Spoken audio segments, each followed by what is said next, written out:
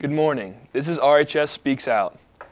Education is not an act or a process done in isolation. It can't be. If students are to be prepared for the independent lives they will one day lead, for the challenges they will one day face, and for the world that is forever changing, students need to take on a societal role that is geared towards action.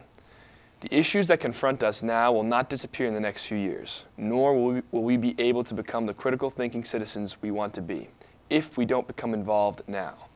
Over the past few weeks, we have attempted to address some of society's problems head-on. Today, we will report on our findings in a hope that the awareness is the first step towards action. We will begin today with Aiden Williams, whose report on America's foster care industry. Aiden? Jane Doe is abandoned and abused by her parents and then placed into the foster care system to escape their demons of addiction and violence, and is then forgotten. Foster parents are overworked, tired, under government aid, and often produce violent and toxic living conditions. All Jane Doe wants is to have attention, to feel like she's wanted. By the time she is 12, Jane Doe has fallen into sex trafficking. And since she is from the foster care system, she is viewed as a runaway and not missing. She is easily forgotten. Because she has no loving parents crying over her, she disappears into the system. By 14, this little girl has been sold for her body. She's a prostitute and finds attention through the men that pay for sex. She's being sexually tormented and abused, but she warps this abuse into love. Over the past few years, trafficking has become prevalent in many mediums, especially on Backpage.com. Although now shut down, Backpage has been the #1 location for sex trafficking. Many people knew about this, but our government was unable to do anything about Backpage because of the Communications Decency Act. This act states that because sex traffickers work through third parties, Backpage cannot be held accountable. In America, there are about 428,000 kids in foster homes. States with large populations of foster care children include Ohio and many states in the Midwest and the South. Ohio is a state with some of the highest accounts of sex trafficking and foster care rates. States with the highest poverty rates are also likely to show up on both of these lists. Since families receive government money for hosting foster children, it is sensible that the less fortunate areas of countries are areas that grow foster children, vulnerable to predators online and in person. While the steps to becoming foster parent are very simple, they may not have the best intentions. For this reason, 60% of child sex trafficking victims recovered through FBI raids across the U.S. in 2013 were from foster care or group homes. One study found that children may be an increased risk for commercial sex exploitation, as multiple placements in or group homes may expose minors to further abuse or coercion into trafficking. Why is there no action being taken to stop a large number of foster kids from being trafficked? Government action must be taken in order to stop the trafficking of foster children.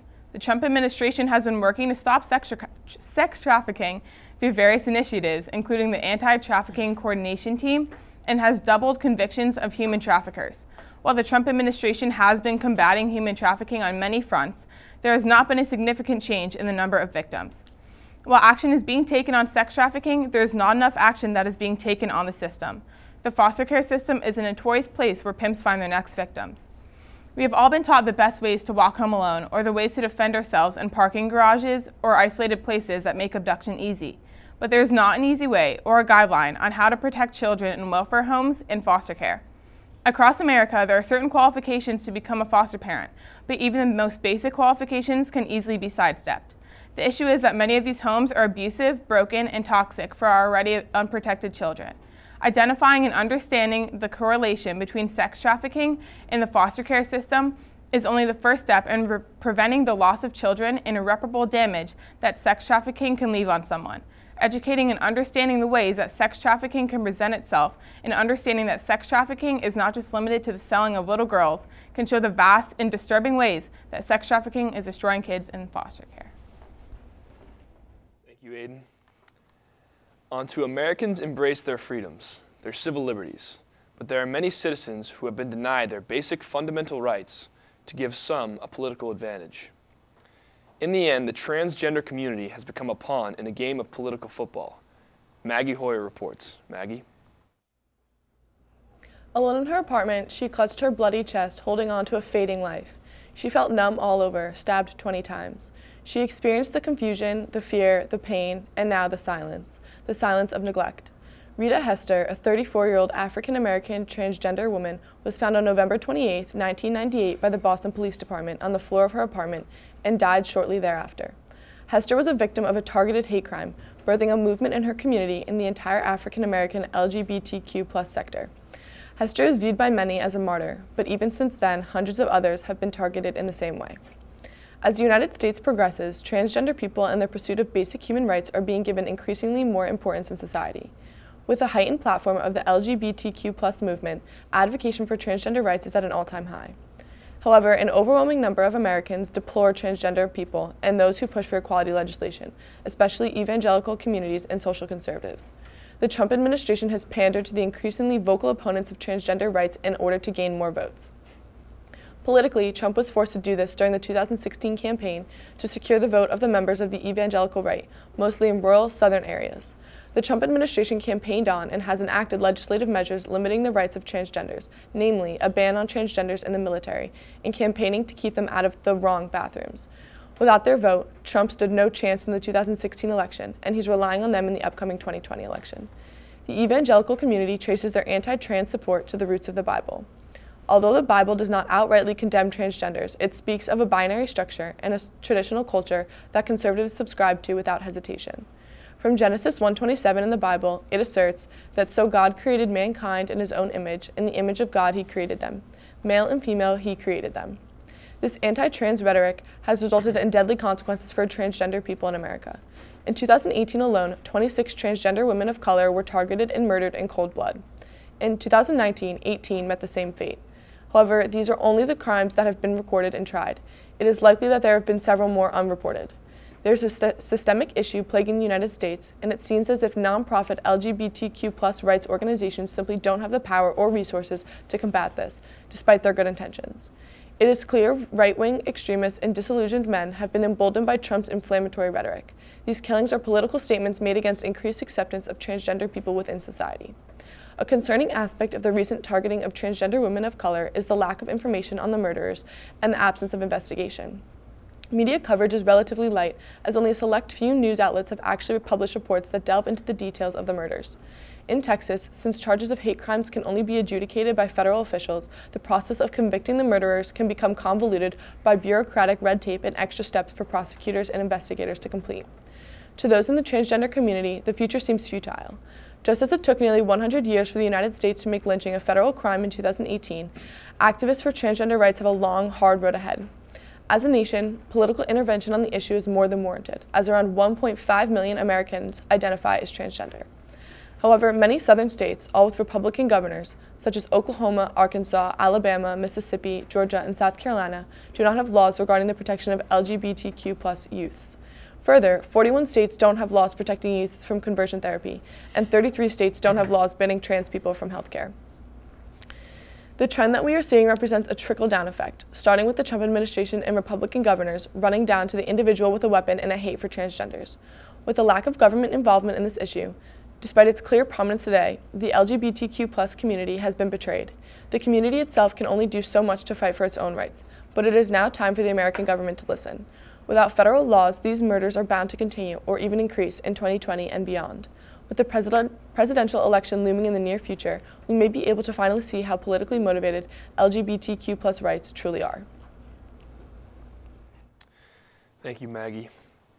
On any given day, regardless of the cold temperatures, you can find a homeless person standing in the middle of the road at the entrance to the George Washington Bridge crossing. He will be holding a sign that reads, "Vet, served in Iraq, and homeless." But no one will stop, no one can. The traffic is too heavy, so he will remain for the duration of the night empty-handed. There are many like him. They are all over New York, veterans who are homeless. The question is, why is America turning its back on these veterans? And why are so many veterans homeless? Jen Shutter reports. Mark Seipel, a simple man who had an overwhelming love for his country and family, enlisted in the United States Army at the young age of 19. As he began his first tour, he believed he had his whole life ahead of him. He was married. He had dreams of having a home and a family. He had planned to make the Army a career, but by his second tour, his life began to unravel when his wife left him for another man. And then during his third tour, Mark was hit by an IED in his leg. He was discharged. Diagnosed with PTSD, he found it difficult to move through each day. He began drinking. A truly committed soldier who served 3 tours in Afghanistan, Mark now lived in an old 80s model van with just a sleeping bag on a steel floor. All they could get to eat were scraps from dumpsters behind fast food restaurants and what he could get from homeless shelters. Mark eventually got his van taken away from him for loitering and was left with nothing. Soon later, Mark, a veteran with a Purple Heart and 3 combat tours in service to our country, was found dead in a public restroom. There are an estimated 553,742 people in the United States experiencing homelessness at any given night. Homelessness first engaged as a national issue in the United States in the Civil War and has consistently been on the nation's radar as an issue. Although the total number of people that are experiencing homelessness has increased, the rates in individual states have fluctuated. Nevertheless, veterans make up 1/4 to 1/5 of the homeless population. But young veterans from ages 18 to 30 living in poverty are nearly 3 times more likely to be homeless than non-veteran adults living in poverty. Mark was only 21 years old when he died. Although there is no typical look for homeless veterans, most are white males. This is primarily because this is the most prevalent demographic in the military. Generally, over half of veterans are Caucasians, 56.1%, and around 43% are African American or Hispanic. Although around 43% of homeless veterans are Black or Hispanic, these ethnicities only make up roughly 10.4% of the total veteran population. Veterans represent many conflicts that date all the way back to World War II. The highest amount of current veterans served in the Vietnam War. This war far outnumbers the number of people who served in other conflicts. In 2014, 6.4 million veterans had served in Vietnam, and only 2.2 million had served in the Gulf War, which was the second highest. Vietnam War veterans are projected to represent the largest portion of veterans in 2045 as well. The trends in race and wars served show that the current veteran population and the future veteran population are expected to be white males who served in the Vietnam War. The current system is not working for our veterans. The U.S. Department of Veterans Affairs handles 3 major categories for America's veterans: medical care, benefits, and burials. It is the sanction in charge of helping our veterans adjust to life after they come home from war. Not every veteran can receive these benefits, though. There are hoops one must jump through after risking their lives for their country. You will be ranked in terms of priority, 1 through 8, and your circumstances will determine if and how much assistance you receive from the government. Your priority status is based on factors such as age, race, and your income level. This status also affects your VA pension benefits. Those who are ranked at an 8 for priority may not receive all or any benefits. This system is broken. More funding must go to the VA programs. More attention must be brought to VA corruption. Military members leaving the Army typically find themselves with PTSD, which leads to poverty and homelessness. For every 150 veterans, 1 is homeless. For every 9 veterans, 1 is living in poverty. Whether they are down on their luck or their mental states are unstable from the scarring time on the battlefield, many veterans struggle to return to normalcy back at home. We must not let those who sacrifice so much for our country be forgotten and leave no man behind. It wasn't too long ago when one of the largest and most widespread protest marches in history took place. Social media got it going and moved it to all parts of the United States and the world. This is what Facebook can do. It can ensure the freedoms of the people. #MeToo came to be because of social media. People's lives were ruined, and an election was compromised because of the misinformation that Facebook continues to allow on its pages. The question is, why? Ben Donahue reports.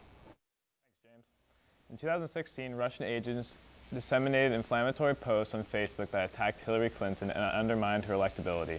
In the end, it was determined that the Russian agents reached some 121 million Facebook users, some of whom at the beginning of 2016 were undecided. By November 2016, these voters were convinced that Hillary Clinton ran a sex trafficking ring out of a pizza restaurant in Washington, D.C. While Facebook has attempted to remove these phantom sites from their platform, they have not attempted to dislodge misleading information from political advertisements that dot Facebook pages across the country. It appears that Facebook would rather jeopardize the fate of America, compromise democracy, and put in jeopardy the very First Amendment rights for which it claims to be fighting. The question is, why? On October 30th, 2019, in preparation for the 2020 campaign, Twitter announced it is axing political ads from its site. Facebook has not made such an announcement in November of 2019. Google announced that it is changing how political ads would and can be posted, but Mark Zuckerberg has made it clear that Facebook will not fact-check ads from politicians. If both Twitter and Google have agreed to censor the content of political advertisements on their sites, then why hasn't Facebook? Mark Zuckerberg, chairman of CEO of Facebook Incorporated, always seems to have an answer. What I believe is that in democracy, it's really important that people can see for themselves what politicians are saying, so they can make their own judgments. When faced with the decision of whether or not to filter false and misleading content from Facebook's political ads, Zuckerberg prefers not to interfere, comparing the alternative to censorship. Facebook's apathetic approach towards management of advertisers is based on the right-wing view that content policing stifles free speech. Despite having claimed in an interview to fear the erosion of truth, Zuckerberg hides under the cover of free speech. His apathy towards protecting against misinformation and malinformation, whether he claims to be enforcing First Amendment rights or protecting Americans and world democracy, is more likely that Zuckerberg is protecting the interests of his Trump administration. It makes only a quick glance at its board of directors see inherent ties between Facebook and Republican politics. Peter A. Thiel, a former CEO of PayPal and president of his own investment firm, has served on Facebook's board of directors since 2005. Thiel has been a lifelong member of the Republican Party that has continually given financial support to Republican candidates, including $125 million donations to Trump's presidential campaign in 2016. Moreover, Thiel has named the executive committee of Trump's transition team upon his victory of the 2016 presidential election. Evidently, Zuckerberg would logically avoid any and all actions contrary to the interests of his board members. But at what consequence? It's simple. False information is given free rein by Facebook's ad policy in order to protect the interests of their board members and therefore the interests of the politicians whom they support. In light of his stated desire to protect American democracy, it is ironic that Zuckerberg's deleterious actions are better at protecting elite political interests. But political interests aren't all Zuckerberg is catering to. While allowing rampant false information to poison American discourse, Facebook's hands-off policy towards ads on its site continues to yield burgeoning economic gains for the company. In 2018, Facebook's advertisement revenue reached $16.6 billion, increasing 30% from 2017. Despite such financial gains last year, the SEC forced Facebook to pay $100 million for its misleading endeavors regarding the misuse and abuse of personalized information to assist its targeting advertising endeavors.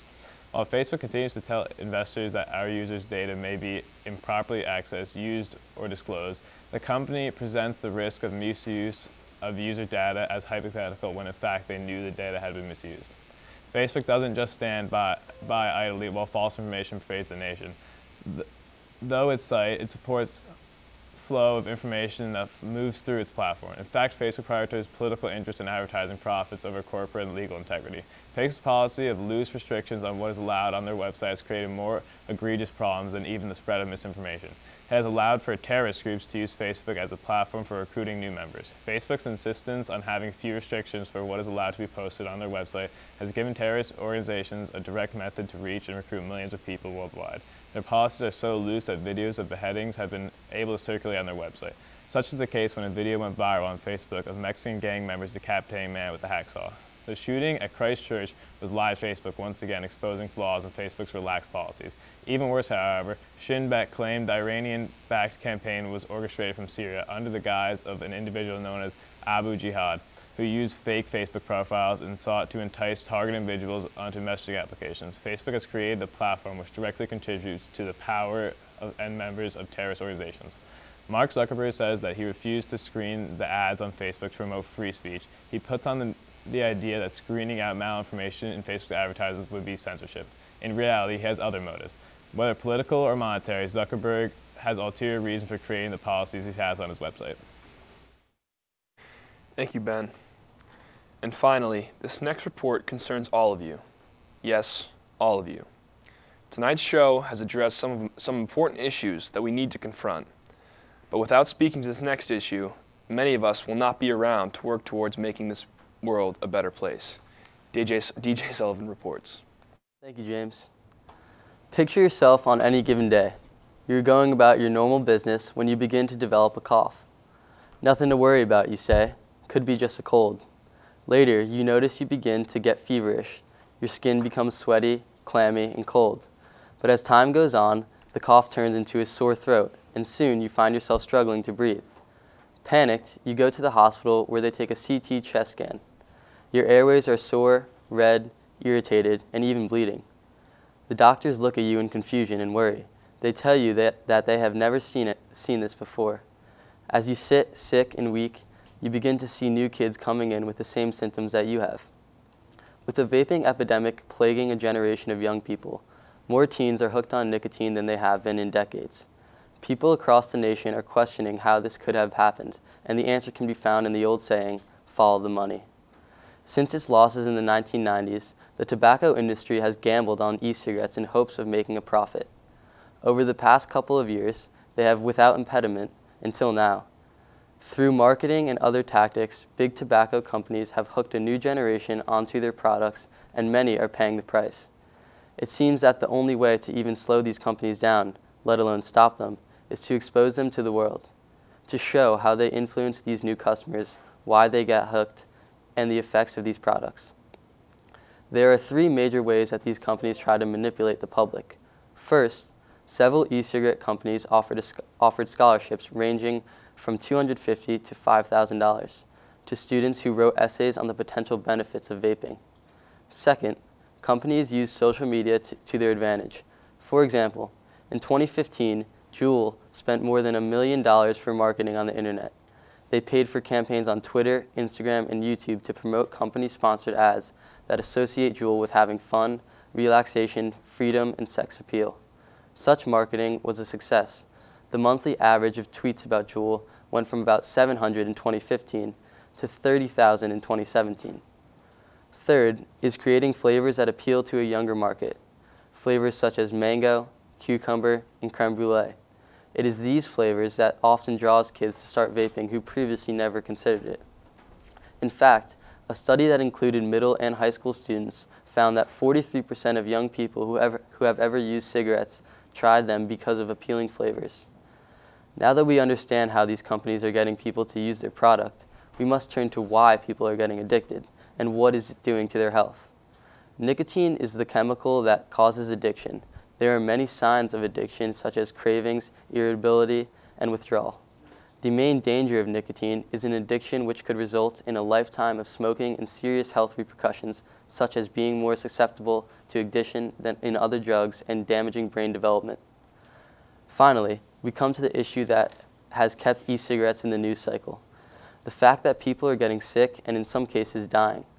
18-year-old Adam Hergenreiter vaped for more than a year before he was hospitalized with nausea and problems breathing. His doctors told him that his lungs mirror those of a 70-year-old.